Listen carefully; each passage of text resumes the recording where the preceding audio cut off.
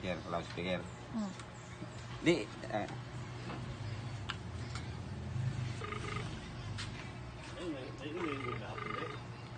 namprank ako. Hello po. Hello, ma'am. Andiyan na po, ma'am? Opo. Ay, Sir, thank you very much, sir. mayroon pa mang karagdagang, ilan po ba ang anak nyo, ma'am? Po? Ilan ang anak nyo? 3 po. Ang pangalan, Pangalan po. yung pinakamatanda? Yung pinang-panganay po. Opo. Yung panganay po, Itil Mitino. Ethel Metino. Ang kasunod, Eric Pino. ang, Pangatlo po. nandyan ba lahat sa inyo, ma'am? Opo, nandito po sila. Ay, yung si Regine po, nag-aral po. Ngayon, yung tatlong yung anak, i-text nyo po kay irapol niyan ngayong New Year. Ito po yung mga pangalan nila. Opo.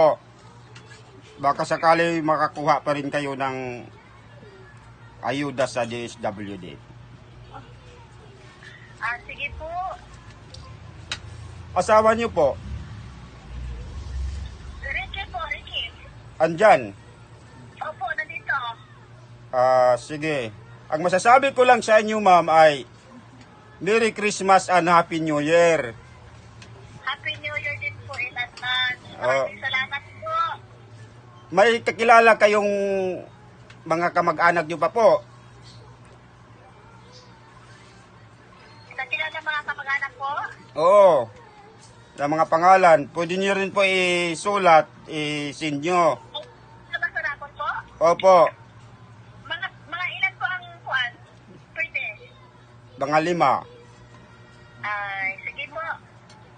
Ay, mga kapatid nyo, ma'am, ilan ba kayo magkapatid? Ang tatlo rin kami. Nasa Manila po yung dalawa. Ang mga pangalan nila, ma'am?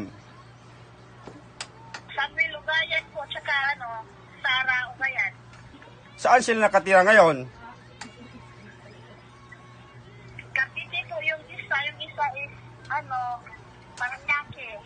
May mga trabaho sila. Yung babae, yung sa Cavite po, wala, housewife lang po.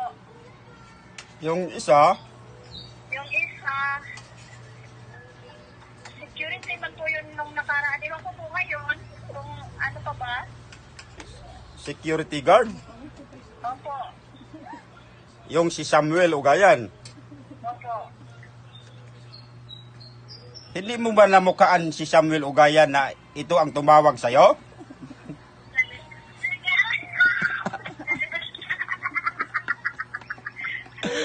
Ay! Na-prank man ang mga bata. Madali kayong maloko talaga.